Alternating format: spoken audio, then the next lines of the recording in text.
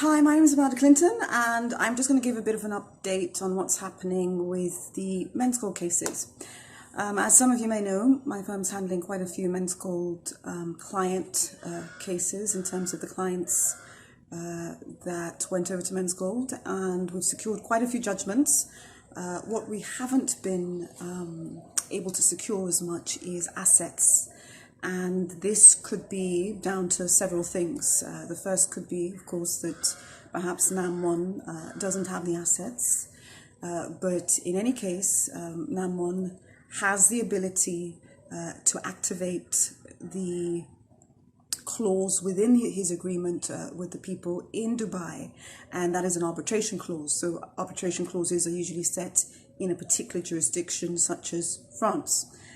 For instance, and so in activating that clause, then if one is owed money, they can start the process of getting that money back, which NAM1 hasn't done. The other possibility as to why we've done a search or trace for assets, including internationally, and we don't seem to be getting as much results as we would prefer, is that perhaps NAM1 has these assets in a different form.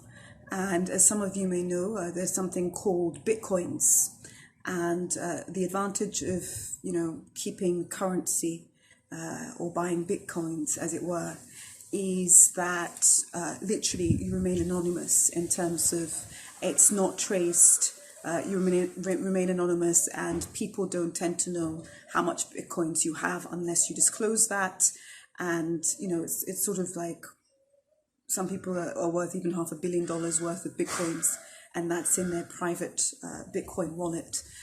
So that could be a possibility, and why it might be a realistic possibility is that during the height of people going after menzgold, etc., it was mentioned that NAM1 was quite active. I mean, this hasn't been confirmed or verified, but it was mentioned quite a bit that NAM1 was quite active on some of these Bitcoin forums. And so it may well be that a lot of the assets are hidden in a Bitcoin folder, as it were. And so that is why some of the assets are untraceable. The other issue that is cropping up is that for us, this is very much a public issue matter. And the reason we say that it's a public issue matter is that 1 in every 3, if not 1 in every 4 Ghanaians invested in menzgold. And we know this because you, for instance, can take a study in terms of your workplace or church or mosque or somewhere quite communal, and just ask someone, do you know someone who invested in menzgold? Is anybody in this office invested in menzgold, etc., etc.? Then you start seeing the numbers populate in terms of just how widespread this was.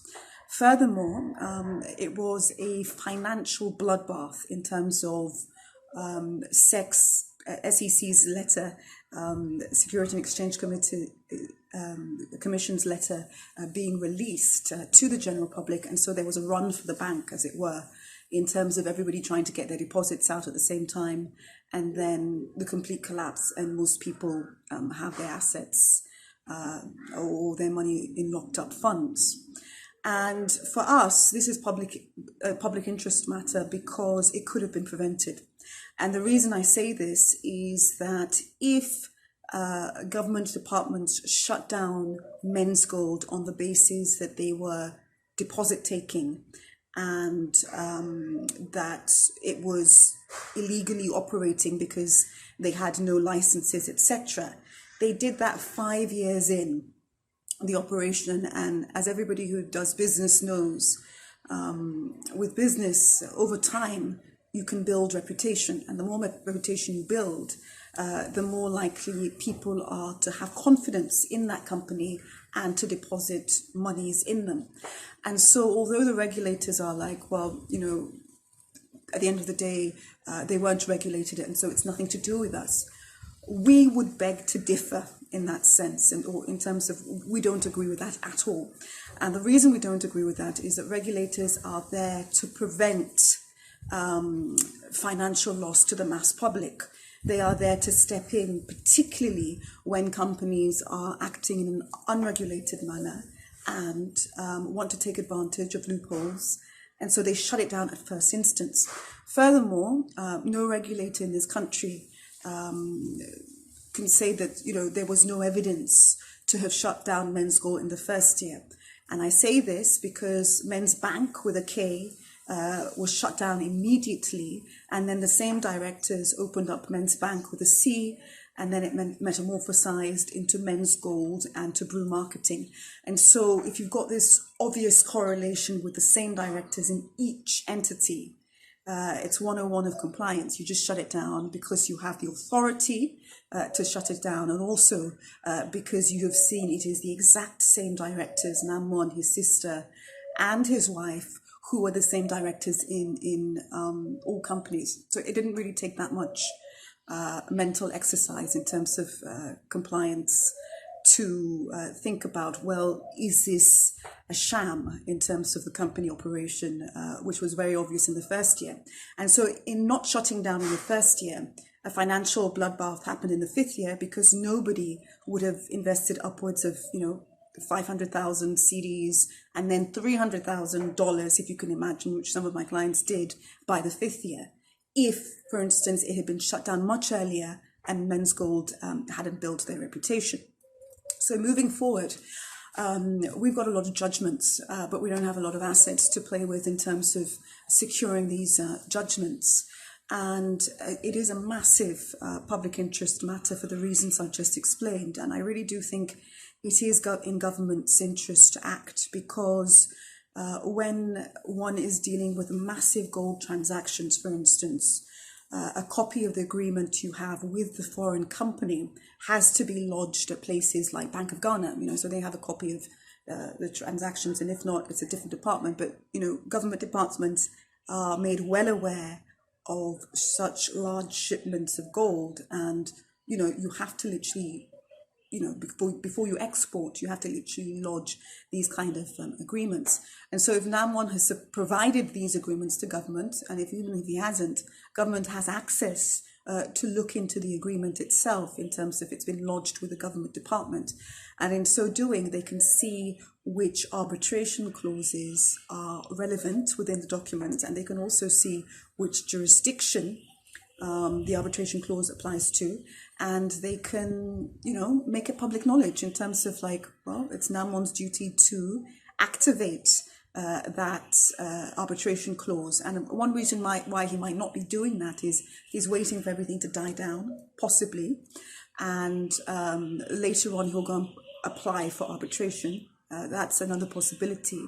But in any case, I think government can really activate their diplomatic channels to make sure that Ghanaians' monies are returned to them, because this is a public interest matter since so many Ghanaians were involved.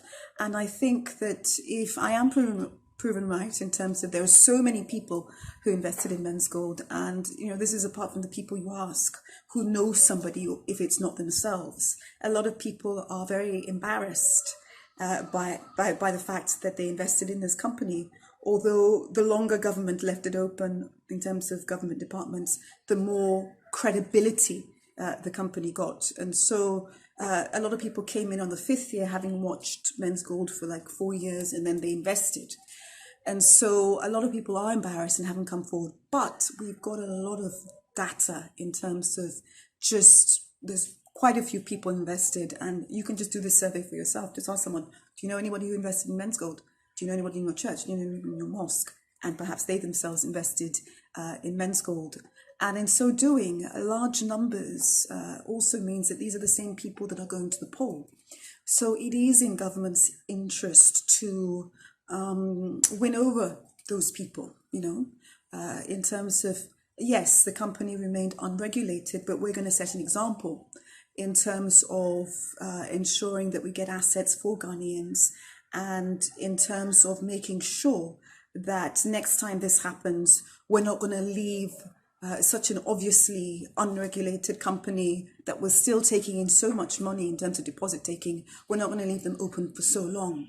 And because government did leave them open for so long, they do bear that responsibility of at least appearing to attempt to get back Ghanaian funds.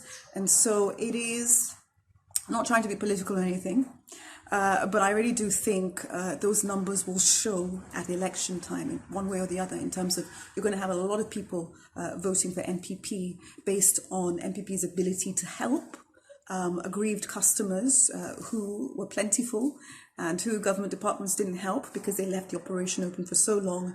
And as most of you know, the majority of people who invested in menzgold invested in the 5th year and very large amounts of money.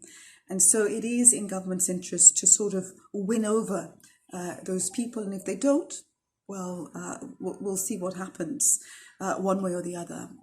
But it is somewhat frustrating in terms of getting so many judgments and not being able to secure assets, even though we've done international traces, etc. So we're just going to wait and see what happens in terms of in the next couple of weeks, which are quite critical. But once again, this is a public interest matter based on the fact that it's far bigger than the whole GFA debacle that government said was public interest, because it affected the average man on the street.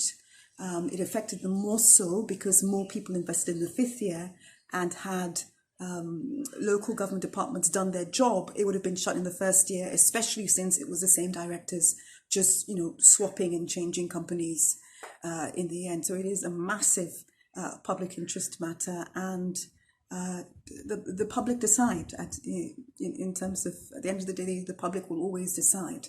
And so it is in government's interest to sort of try and win over that majority because they are aggrieved and because they lost a lot, and because the regulator is there more for the unregulated companies, in terms of it is those who are unregulated that do bad things. And so the company should have been shut down far earlier, and we would say within the 1st year, because that's why Men's Bank with a K and then Men's Bank with a C were shut down because of the nature of the operation. And so those same directors should have been monitored when they were so high profile, and they just morphed into this different company. So I'm going to keep you updated with what's happening with the menzgold cases, but it is very much a public interest matter.